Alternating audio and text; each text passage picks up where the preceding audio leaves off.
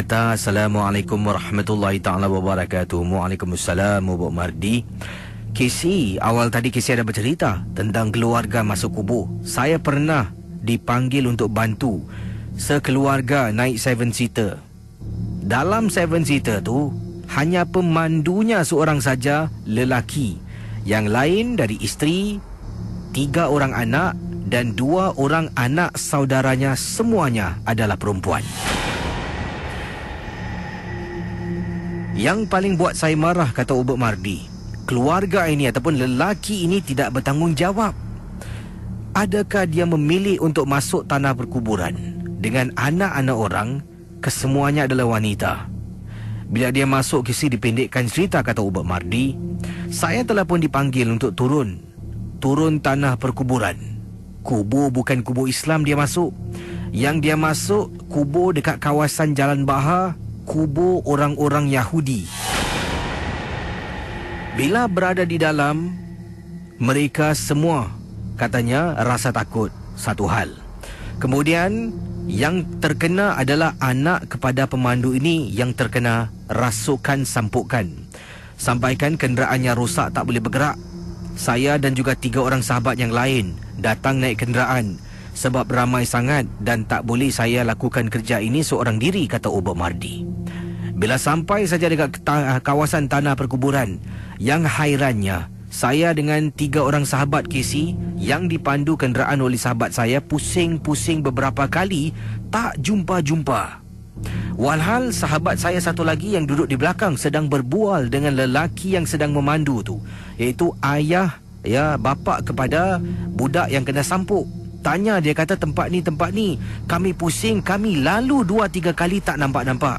Akhirnya mungkin hijab kami ditutup, mungkin oleh jin yang ada menjaga kawasan itu. Saya keluar dan dengan izin Tuhan ambil segenggam tanah. Adalah surah-surah yang saya tak nak sebutkan, kata Ubek Mardi, dia baca di sini. Kemudian saya minta izin Tuhan, kalau betul bukakanlah hijab kami dan berilah kami lihat apa yang tak dapat kami lihat untuk membantu mereka yang dalam kesusahan. Saya rejam tanah tu ke atas lantai, baru nampak Kisi. Rupa-rupanya saya berada di 2 lorong jauh daripada mereka. Walhal awal tadi, kata Ubek Mardi, kami dah lalu kawasan tu beberapa kali tapi tak nampak keluarga tu terperangkap di sana. Bila nampak, kawan terus pandu Kisi. Bila kami sampai, keluar dari kenderaan 7-seater yang dipandu oleh lelaki ni bergegar seolah-olah ada orang menggegarkannya. Dalam kenderaan semua menangis. Ialah Kisi yang kena rasuk 1 orang. Tapi kalau yang kena rasuk 1 orang dalam kenderaan, kata Ubek Mardi, takkan yang lain nak lari keluar. Kalau kawasan tu terang menderang tak apa, ini kena rasuk dalam tanah perkuburan. Tempat mana lagi mereka nak lari, kata Ubek. Jadi satu persatu kami asingkan, keluarkan semua anak-anak dalam situ, termasuk isteri dan bapanya sekali. Yang lain takut terpaksa duduk dalam kereta kawan saya. Kami mula baca, degil Kisi. Nak hampir 2 jam saya dengan sahabat-sahabat saya cuba baca dan berlawan dengan makhluk jin yang merasuk. Benda tu menjawab, aku tak undang kau ke sini, kenapa kau datang tak diundang? Tapi dalam bahasa yang saya tak faham.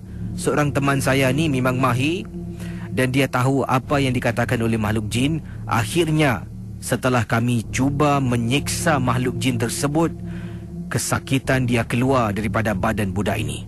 Tapi kesian Kisi, bila anak kepada lelaki ini sedar, dia dah separuh lemah badannya, dah tak terdaya sebab terlampau banyak sangat tenaga yang digunakan oleh makhluk jin daripada dalam badan tubuh budak ini. Kemudian seorang teman saya marah, termasuk saya marah kepada bapa budak ini. Dia hanya berdiam. Bila mereka keluar, kami ikut dari belakang perlahan-lahan. Sampailah dekat kawasan terang benderang, barulah mereka pulang ke rumah. Saya ingin menasihatkan pada mereka yang suka pergi adventure di waktu malam, Kisi. Berhati-hatilah. Jangan senang-senang masuk kerana kadang-kala kita tak tahu siapa yang ikut.